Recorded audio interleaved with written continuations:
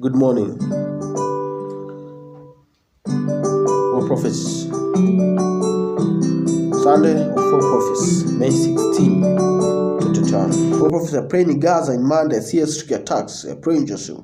Israel launched a series of heavy airstrikes on Gaza in the early hours of Monday morning. Prime Minister Benjamin Netanyahu said that the attacks in Gaza are continuing at full force and will take time. UN Security Council talks ended without agreement on a public statement, but the UN Secretary General Antonio Guterres warned of an uncontainable security and humanitarian crisis. Israeli airstrikes light up the night sky. At one point, dozens every few minutes, creating another sleepless night in the Gaza Strip. There is so far little news of casualties or the extent of the damage.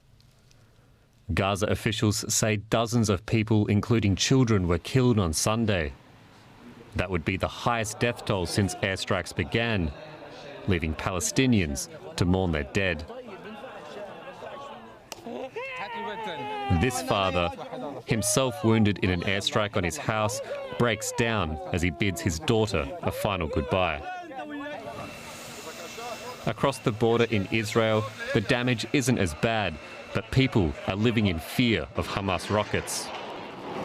Wrecked buildings and burnt-out cars, proof that not all missiles are intercepted by Israel's defences. Life here is not simple. It is living with a fear that you never know where the rocket hits you. There are rocket attacks for which there are no alarm. As you see, people are walking around as usual, but it's quite distressing. The United Nations has called for calm. The current hostilities are utterly appalling. This latest round of violence only perpetuates the cycles of death, destruction and despair, and pushes farther to the horizon any hopes of coexistence and peace.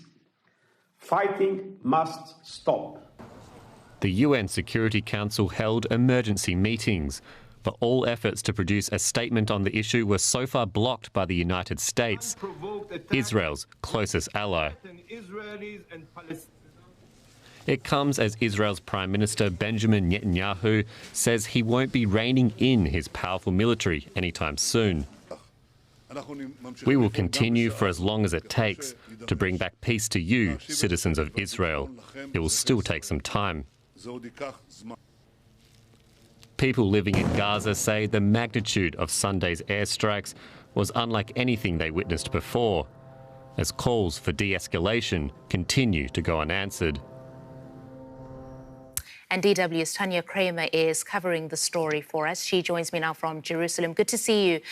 Tanya, another night of airstrikes on Gaza and rockets from Hamas. What more can you tell us?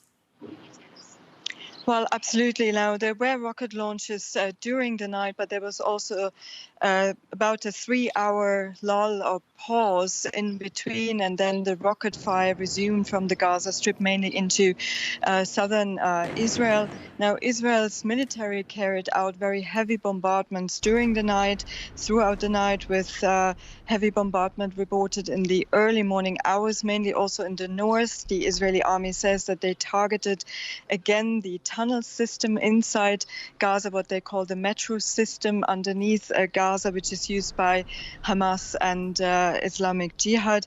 And the army also said it had targeted 9 homes or residences of Hamas commanders. Now we are getting reports from Gaza that also power lines have been damaged, and that also affects the water system, and also one of the main coastal roads has been damaged. We are waiting to hear about the number of casualties and injured.